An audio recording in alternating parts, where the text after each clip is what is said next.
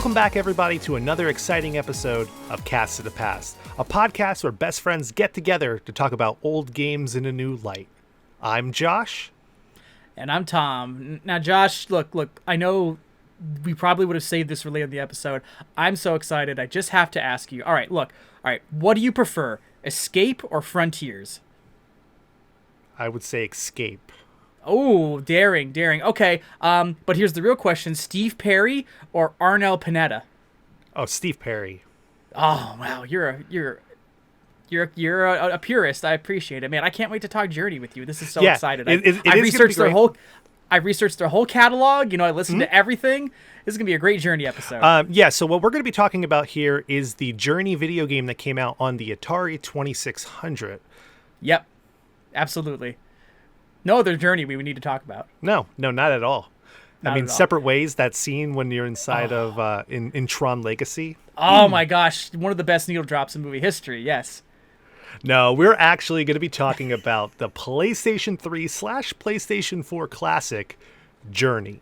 I was waiting to see who was going to break the bit first, because I wasn't. I was going to keep that going. It's going to be the TurboTax episode all over again. I was going to say, listen, we did that for TurboTax. I think we could improvise Journey, the video game, but there actually is a Journey game that came out on the Atari 2600. I didn't know that, but when you said that, I was like, well, I can't reveal. I have it over there. I can't reveal that I don't know that. Yeah, I'm very excited. Yeah, Journey, one of the most acclaimed games of the last decade. Lots and lots and lots of hype behind this title. This is my first time playing it ever for this episode, and Josh, you've only played this once before, is that correct? I did play it a second time for this episode, and I will go into detail about my second playthrough, or my conclusion of my second playthrough towards the end of this episode. But I want to kind of give a warning right now. Stop listening to this podcast and go play this game, because the experience that you will have playing this game will not justify what me and Tom are going to be talking about here. We will be spoiling a bunch of stuff that happens in this game and giving some ideas and thoughts about it, but I want to let everyone know that it's not going to do justice than actually putting a controller in your hand and playing this game for about 2 hours. Okay. Yep. That is the same warning Josh gave me before I played it. He said, don't look at anything, don't listen to anybody. He told me to just play it.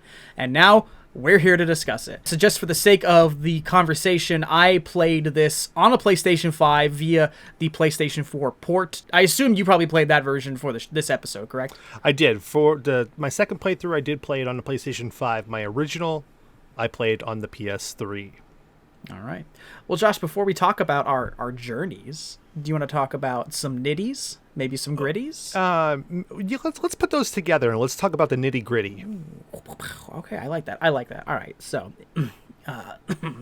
if everyone's ready.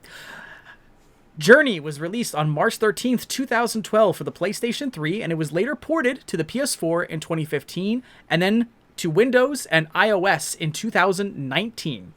It was developed by That Gaming Company and Santa Monica Studio. That Gaming Company is a little indie studio run by a developer known as Jenova Chen, and it is known for making some other big kind of quirky indie hits such as Flow and Flower.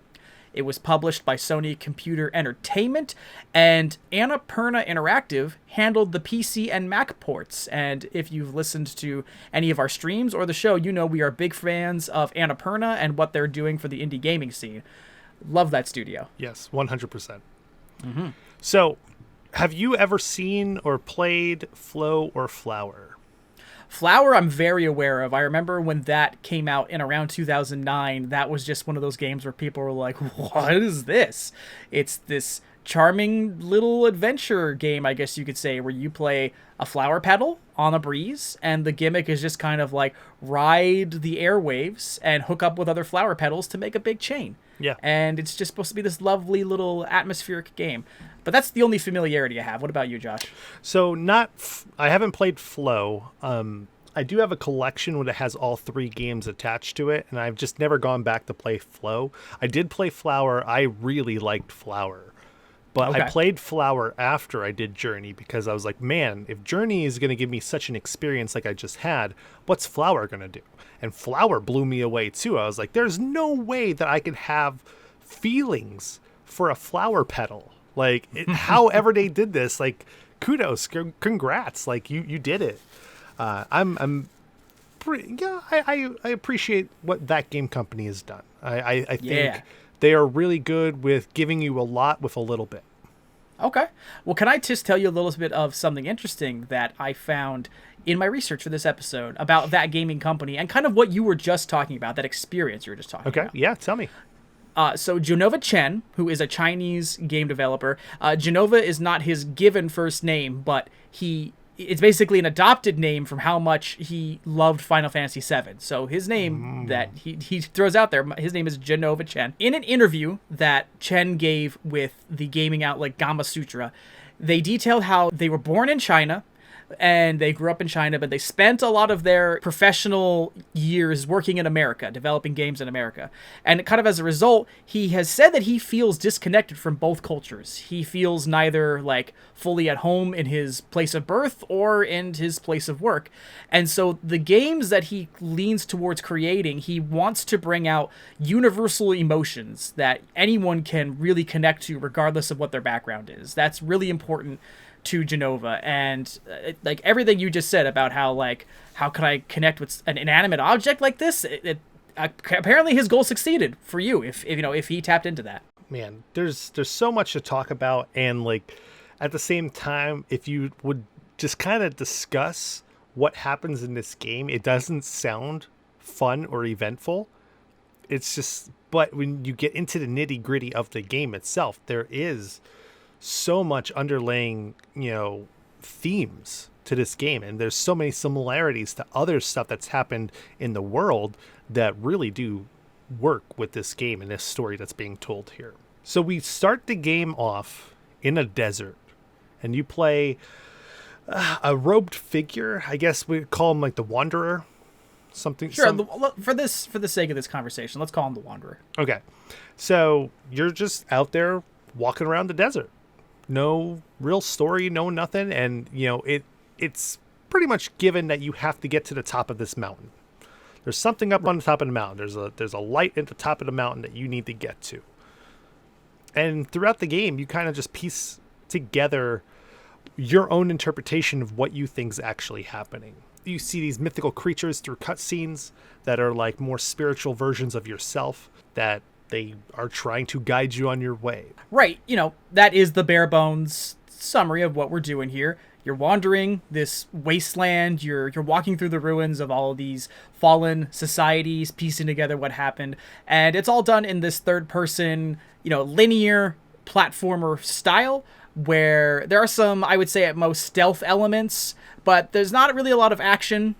I mean, there are some intense sequences, but the gameplay is all forced around two mechanics. One is a jump that is not unlimited. It's a jump with ammo, basically. Your character wears a scarf, and the scarf glows with little runes. And if all the runes are glowing, you can jump that many times. And you can recharge via various, area effects or interacting with certain objects. And then the other mechanic is what I guess I'll call a chime. You press circle and your character emits a musical note kind of with a wave effect. The longer you hold it in, the bigger the effect is. And the chime, activates things in the world that are susceptible to, the kind of magic behind the chime. And that's really all it is. Except, Josh, you can do all that by yourself. Or you can do it with someone else, can you not? You can. You can definitely do that with someone else. So let's get in talking about the multiplayer aspect of this game, because the story is going to piece itself together as we're going through. And I think as we're talking about our experiences with the game, we can talk about different types of puzzles that were in there, different little scenarios and little areas, I guess. In the game, my first time playing through, I remember walking through the desert after you come over the first little hill and you see kind of like a graveyard set up. And yes. It's very eerie because you're like, oh, what type of game is this going to be? Like that, I have to start in a graveyard. Is this going to be Splatterhouse 2? I don't think so. Is this going to be Ghosts and Goblins remastered? I don't know. No, we don't know. So as I'm walking through the desert, though, I see another wanderer, and I'm like, that's weird. Was it a horse with no name? Yeah. And when I was going through, I'm like, I didn't think that this was actually a multiplayer game. Like, I thought this was just a game that you play by yourself. And I knew about the little charm, the little chirps and stuff like that. So I hit it, and like it was like he made the little chirping sound, and then they came over and they were walking with me, and we were together throughout the whole game, and we were playing and solving puzzles together and recharging each other's stamina, because if you hold in your chirp a little bit longer, you can actually refill your Scarf. Yeah, the scarf of your helper. So the player 2, I guess we'll call it. And it was just fun. Like, and we know me, I don't like multiplayer games. But the fact that I was going through this game together with somebody, and I was like, man, we're not even communicating. We're not talking. We're not doing anything, but we know what each other are doing. The fact that they were able to bring communication pieces by just little chirps and bloops to this massive game, that they're like, hey, come here. Like, you know what they're trying to do. They're trying to help you up there. And like, if you are struggling somewhere, they know how to give you an extra little boost. Like, you don't need to explain anything for these two players to click. I knew what they were thinking. They knew what I was thinking. And that was insane to do this for 2 hours for somebody. What was your experience with multiplayer? Well, so yes, as you mentioned, it's co-op in that if you discover somebody on the journey as well, you can join them and they can join you. I ran into a few companions throughout the quest. I had 4 companions overall by the end, and the first 3 basically outright ignored me. They didn't follow me. They didn't respond to me. I don't know if they were AFK or if they were on the pause menu, but, you know, they were just sitting there and they wouldn't get up. And so I just was like, all right, fine, keep moving. But I did find somebody towards the end in a section, which I guess we can call like a golden tower, where you have to activate puzzles as you ascend. And they were like enthusiastically playing the game. And I kind of like wandered over and was like, you know, helping them solve things so that they can jump up this activating tower. And then they chose to follow me. And yeah, as you said, we had just one of those unspoken connections of like, I got your back if you got mine, and let's just keep going towards the end of this. And they did not make it all the way with me. They were playing pretty sloppy during a high-stakes section later down the line. And I basically reached a point where I was just like, well, look, I gotta go. I can't stay here to deal with your shit anymore. So I just left. And that was my experience playing with other people. So let me go in with the rest of my first time playing multiplayer experience. Okay. So sure. I went through with this person, and we were going through this entire game. We did all of it to the very end, me and this player. When I finished the game, 12 names came up. Okay. And the fact that, you know, this is on PlayStation 3, around the time that this game came out, the fact that I had that experience where I thought I was playing with one person, I actually ended up playing with 12 different people. Well, see, that's actually really interesting. I don't understand how that works because, you know, I played with... The game said I met 4 companions, and I counted 4 along the way. And you're saying end to end, you know, load screen to load screen. Yeah. You were always around the same player character, but it actually was 12 people? That seems really... Well, that's something. I'll give you that. It's interesting because I think like what would happen is if they went out during a cutscene or something like that, they came back in. It came in as somebody else. Like it picked it right back up where we left off. Right. So what you're kind of pointing out is that this is not just this like seamless open world constantly populated organically by people. Mm-hmm. You know, this is there's like, I guess you could say, multiple contained sessions of Journey happening at once across the PlayStation Network, and you may be picked up and dropped out of another one between a loading session or something, just to facilitate giving others a chance to join you. But the fact, though, that like, now there is an achievement, there is a trophy that you can get where you go through the entire game with somebody, with one person, which I feel if you really put a lot of work into it, you could definitely get it. But it was just one of those things that, like, when I was done, I was like, I can't believe that I just played the game with 12 different people and got the same, like it felt continuous. Gotcha. Like that was insane. Like, And we can, I want to jump to the end of it here, but I want to save it for a little bit because that end climb is just so mesmerizing in Okay. gameplay status. But yeah, I just think it's great that, like I said, no communication needed, and you're able to have such an amazing experience with so many people. Right, right. This is extremely unlike anything that I've ever played before. Right. But I think something's worth noting is that, this game is not tied to any kind of shared experience. I played 75% of this game by myself. Mm-hmm. So there's an experience that you can have solo, and the game functions solo, so there is that. If you do play the game by yourself, like, there's a different strategy almost that you need to go into, thinking about how you're going to get past this puzzle, how you're going to get through this area, where with having someone with you, both of you are keeping each other alive, and not alive, but you're both keeping yourself fully stocked with your jump ability. So like, as you're getting ready, as you're falling, the other person can boost you, and then you can recharge your jump again, so you can take off again and go even higher. Like, there's so many different ways that you can go about playing the game. And that's what it comes to with my second playthrough. I actually was able to finish this game in like an hour and 10 minutes, my second playthrough, because the game's been out for so long. I knew what to do in the game, and apparently so did everybody else. So we were just like boom, boom, boom, boom, boom, hopping around, just taking off all over the place.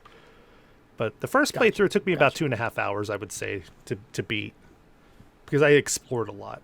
Let's talk about the world, though. What did you think about it? What did you think about the desert? Anything stand out? Anything? Well, that's a complicated thing for me to answer. Are you asking like in summation, or? I'm talking about the world in general. So like all the different levels of like. Well, let me just. I think I'm gonna have to get something out of the way. I was a little underwhelmed by this game. I'm not gonna lie, and I'm going to say something that shocked me to realize. I think this is one of, if not the first game I have ever fallen asleep while playing. I am not kidding. I'm not saying that like in like a dick way. I'm saying the controller was in my hands and my fingers were still kind of like half-heartedly moving, but I was like asleep for like at least a solid minute before I was like, oh, I'm playing a video game. Wow. And so like, here's the funny thing, like. You told me, you very enthusiastically told me you need to play this in one session. I was like, okay. And I think it was like last Sunday, I sat down and I got through a half hour of it, and I was like really, really like drowsy. I was like, maybe I'm just too tired for today to play this game. And then like, I mentioned to you like, yeah, I started it, and you yelled at me. You're like, you didn't finish it? And I was like, oh no, circumstances. But like, I found time. I was like, here's an entire 2 hours. I'm going to sit down. And I still fell asleep.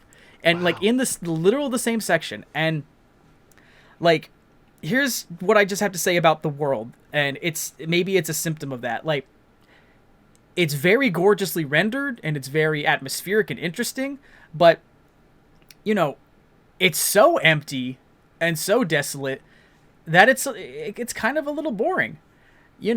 I did not think that the overall mystery in this game took very long to figure out, and we'll go over it at some point. We can go over it now, but it's a straightforward kind of a society fell because of their hubris, and you are the kind of chosen one rebirth of what used to be. Like, you are the planet's second chance. You are existence second chance. And I was just like, okay, it seems like this is where this game is going. And then, yep, that's where this game's going. And it tells the story very beautifully, especially in the back half. Like, the back half, I'll give way more credit. Like, that is where the game kind of really bursts to life in really spectacular ways. But I would say the opening kind of desert sections of this took a while for me to fully get there. Okay.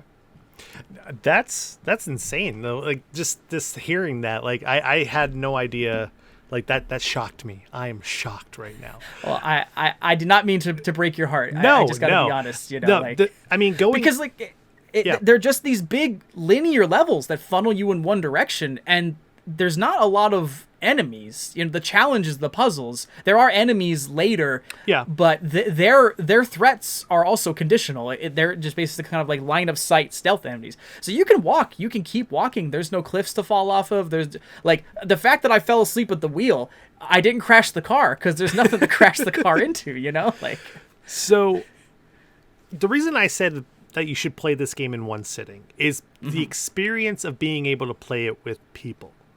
Sure. The experience of understanding when you get to the end that shit, you just played the game with this many people. Like, that's insane. Like the communication to it. And what I say about playing it in one sitting, I didn't want you to just start playing it and then just quit out of the game, because then like you just screwed somebody else over.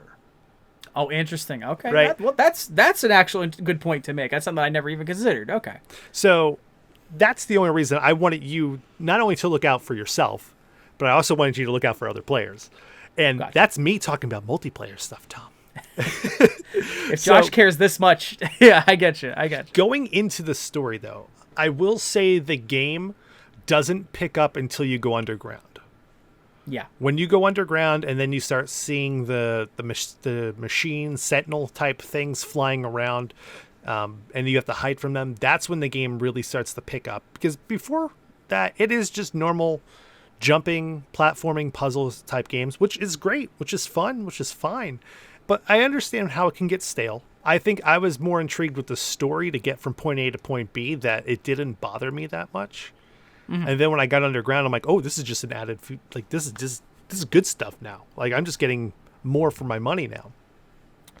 And playing it, man, I thought it was unlike anything that I've played story-wise.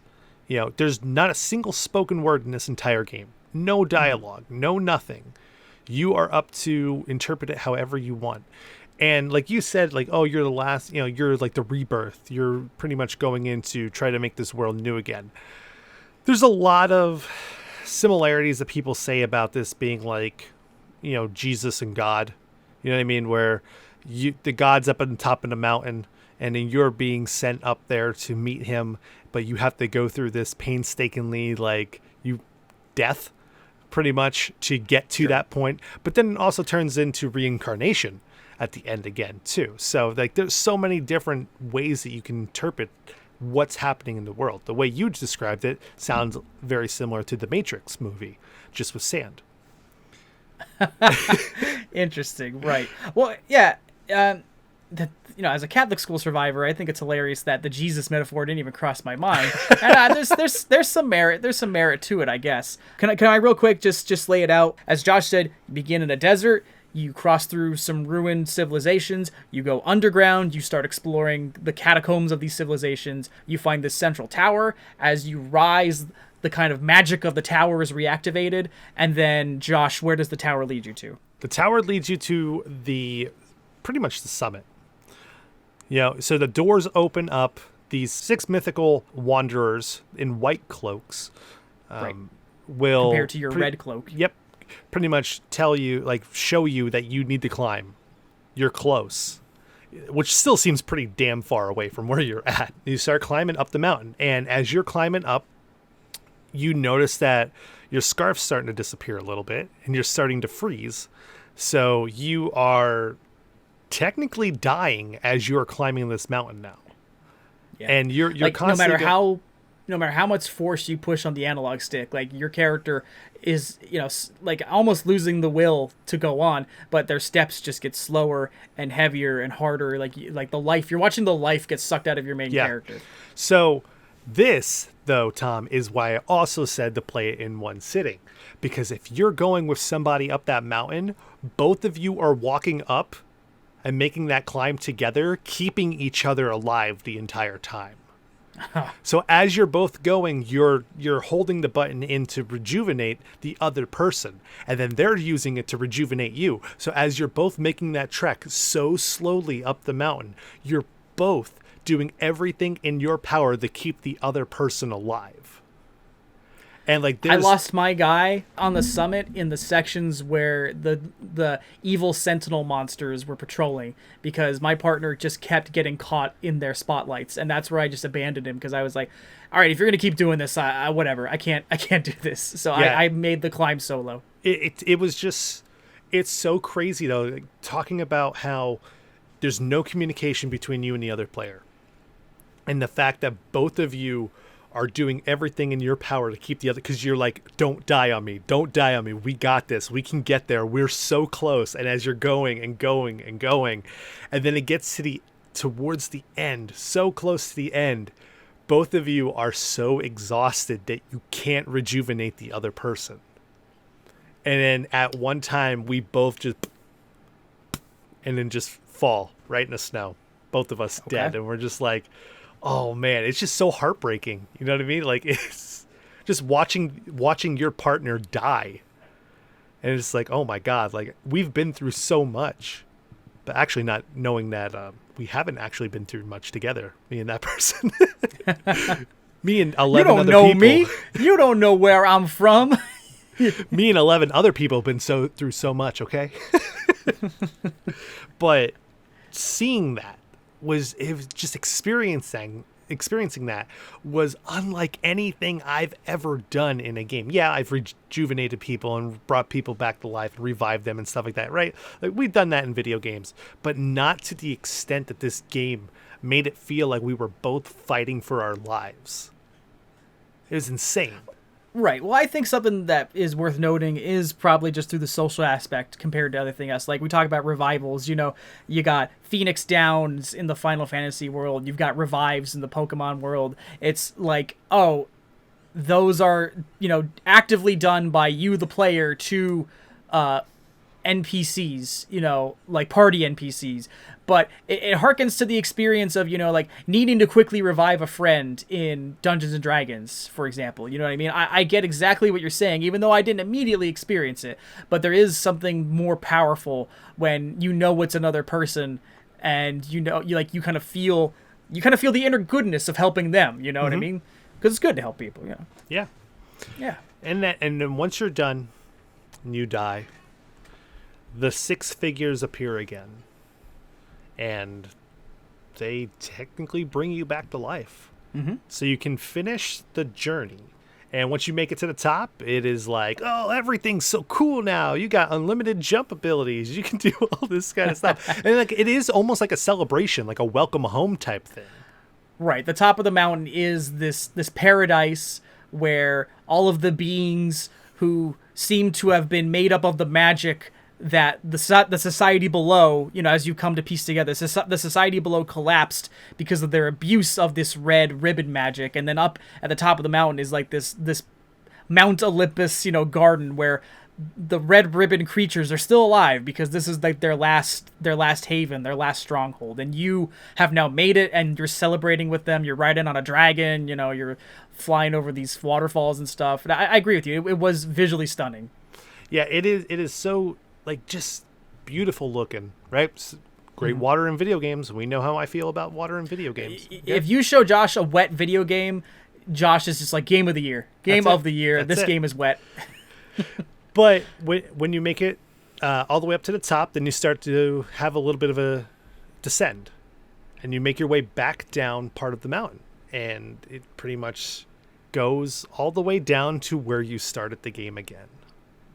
Well, you're talking about the credit sequence specifically, because the final, you know, active sequence you can control is you walk into the pillar of light that you've been following the whole game. At the peak of the mountain, you walk through this crevice into the light, and then the credit sequence is like the light kind of shoots out a little shooting star, and the star goes back over every environment that you've explored, and then, as Josh said, it lands you right back at the beginning. So the cycle repeats itself. Yeah, apparently. Which I mean, I would never repeat it, right? And I told you when we chose that we were going to play this game, right? We were going to play this game, and I said, I will not play this game again. I could never copy the excitement, the feelings, the emotions, the gameplay. I can never copy that. I can never duplicate that again. And I was sitting here a couple hours ago, and I was like, you know what? I'm going to put it on. I'm just going to try to remember some of the puzzles and see, you know, so we can talk about it and stuff. And I played through the entire game again, and I did not have the same experience the same time. Okay. And it left not a sour taste in my mouth. I just felt meh, underwhelmed from it because it was so magical the first time. It's like the first time you went and saw Avengers Endgame, the wow that you saw when you watched it, right?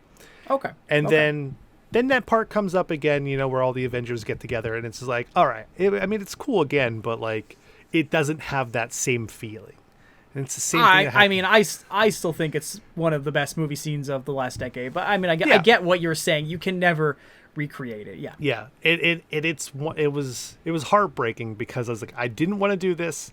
I did it, and I did not get the same experience. So like, it's almost like it's been tainted now, but I still have that first time. I still have that moment of playing the game, seeing how many people I played with, going on like a spiritual journey pretty much with people in a video game it was unlike anything before. And gotcha. I think, and I'm going to jump right to my conclusion to this game. If you've never played this game, play it once just to experience it. So one thing we didn't talk about though, right? Because I want to get into your conclusion of it before we do, right? Mm-hmm, mm-hmm. That score. Oh, it's beautiful. The music to this game, beautiful, right? Even before I'd played this game, I was familiar with the score. I had the score. I have sections of the score on Spotify. I think it's some of the best orchestral music produced for anything, music, TV, whatever, nice. in a long time. The score for Journey rules. And the set pieces. There's some beautiful set pieces in this game. There's one about a quarter of the way through when you're sliding down the sand dunes and the one mountain, and it cuts to a side view of you going through these ruins, and the sun is shining. The way that the sun is hitting the sand with you as a silhouette inside of it, just beautiful looking. This is a very artistic game. Besides the kind of Valhalla paradise at the end, the sun silhouette sequence is easily the most striking moment of the game. I know that like I instantly went into the PS5 media thing and like I was like, save the last 30 seconds of this game, please. It is that striking. So I've pretty much said my side and my piece of my conclusion to this game, Tom. What do you think? What is your overall? Are we talking about interpretations or opinions? What do we want to go with here? What's your opinion on the game? Well, as I said, I think this game has an incredibly slow start. And it clearly was probably made slower for me by the fact that I didn't bump into anybody. Now, this is a 9-year-old game at this point, going on 9 years old. So the amount of people who may be dipping into it is much, much smaller than it was when you played it for the first time on the PlayStation 3. And that can affect anybody's playthrough. If you can't get a partner, I guess you just have to kind of wander by yourself, and wandering's hard. I don't know. It's a big, beautiful world, but I think it is a little bit too big in ways where it just feels more empty than exciting. But when it does start to pick up and get more kind of like action driven and more, I guess, just emotionally thrilling, it's where I at least started to connect with it. I thought it has this very straightforward and elegantly delivered story. As you said, it's all show, don't tell. And it's shown in a very, appealing way. And, it's just fine. Like, it is a good game that I would recommend people play. It's just I came into this knowing that this was like on best of the decade lists, that it was like, a game of the year contender, and in some cases winner back in 2012. I think I came into this with too high of an expectation, and I'm glad you said your piece about why you could never replay it, because after I did finish it, I was kind of like, why the hell did Josh say he wouldn't play this with me? I was like, that's mean. There's no reason he couldn't have played it. But now that I understand the personal connection you had to your experience, I give it to you. And also, there's no way we could play. You can't link up with somebody else in that game. It's all random. Well, we just turn them on at the same time, and we keep get on the phone, and we go, is that you? Is that you? And then we just keep resetting until we get it. It's like chat roulette. You never know who you're gonna get. That's true. But if you work hard enough, is chat roulette a dead reference? Am I giving away my age here? Possibly.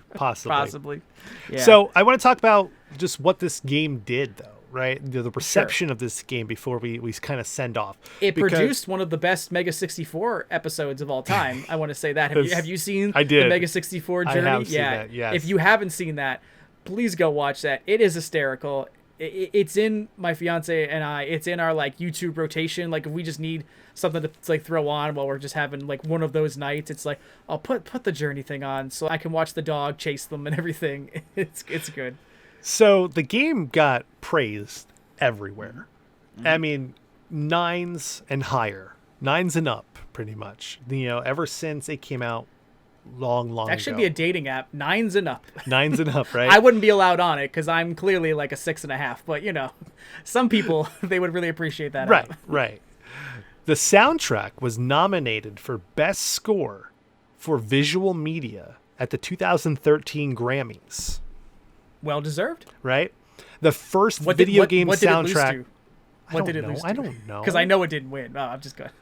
How would I know that? I'm sorry. I thought you. I'm sorry, Josh. But anyway, go on. You're it was the mentioning first. It set a record. It was the first video game soundtrack to be nominated for that category. That is insane. That it's the first. Yeah.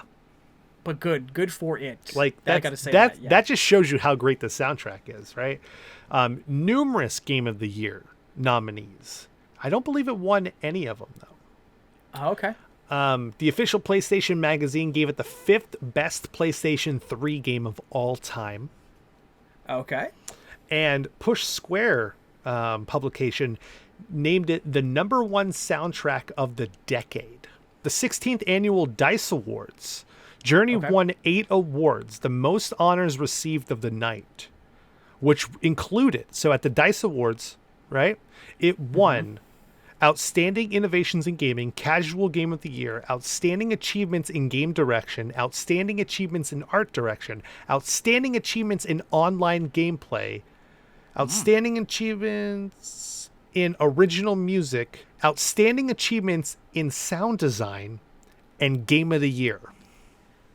Let me ask a question. Can you read the other Game of the Year nominees for me right now? XCOM, Enemy Unknown. All right. The Walking Dead. Okay. Borderlands 2. And Far Cry 3. Hot take, 2012, weak year for video games, if that's the best. What's your opinion? I mean, it is pretty weak. I know a lot of people. I think IGN gave it to The Walking Dead that year. And I understand that it was the height of The Walking Dead's TV show popularity. Yeah. Well, I mean, the Telltale story is good. It is a good game, and it was the first of those episodic games that actually ever hit the ground running and working. Yes, that's what I was going to say. This set the standard for Telltale's episodic formula, almost kind of to their detriment, because then they just kept leaning on this until the studio went bankrupt. Overall, I recommend you to play this game at least one time. I hope you can find someone that you share that experience with that is unlike anything in gaming. But it's going to be really difficult for a game that's 9 years old. Right. Yes, your experience may vary is what we're getting at here. But, I guess that's just what makes this game special. It's not something that you're going to have the same story to tell, because that's boring. So I will give Journey that. You will get something unique out of it, no matter what. Yeah. And if you don't like the game, a banger soundtrack. There you go. So you win, at least in some capacity.